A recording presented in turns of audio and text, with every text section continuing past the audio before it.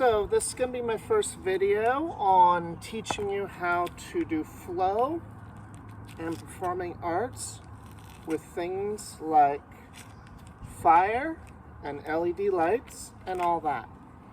So, first things first, I've got my actual performance staff right here. Now I will commonly carry this around because A, it's good advertisement, and B, it's a good practice item. Now, when you're first starting, I understand you'll probably be, let's be real, most people are going to be a little embarrassed. My first recommendation is pick a staff that you like. You go for hikes, take it out, F around with it.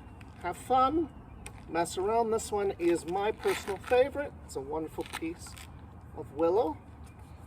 Find one that you like, make it yourself if you can, customize it, and go from there.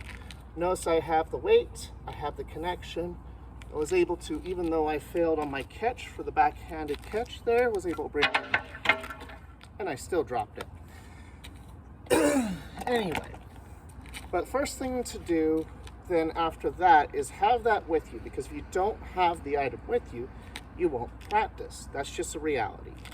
Okay, you need to find time with it, make the time, and go ahead and go forth and do it. All right, so that's step one. Now the next step is understanding how it flows. Now I come from a martial arts background, so naturally mine is pretty much understanding of strikes, but that's not what we're doing. We are doing shows. So understanding how things flow is start with the basic hand over hand, hand over hand. Right here. So I'm going to slow it down. So watch my hand, move it around. I want to be able to tell you, hey, this is the way to do it, but realistically it's there. So it's the flowing of the hand. And then as you learn to do it, you're going to want to move into flow techniques. So you're going to want to be able to move and move it around your body as so. So the next step is take it from one hand, whichever hand is your dominant one, start with that, and then immediately, as soon as you can, switch it to the lower one. Move it around your body, understand where the ends are. The points of contact you need to understand are end one, end two, center balance point. Now the center point and the balance point might be two different things depending upon your staff. Now, when you have a performance staff like such, and you couldn't mark your other ones, a lot of times they're marked, or you'll mark them yourself if you create them yourself.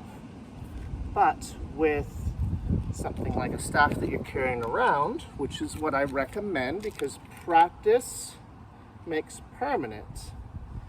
But if you can learn to work with just about anything to balance, I can spin shovels, I can spin brooms, I can spin anything that's a stick. You can spin your boyfriend. But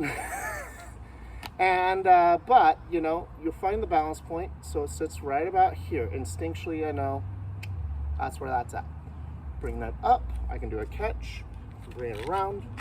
I can put it on the shoulder. This is a more advanced move, so don't worry too much about it. And I know where it's going to go, roughly where it's going to land, and how it's going to move. Okay? So that's step one.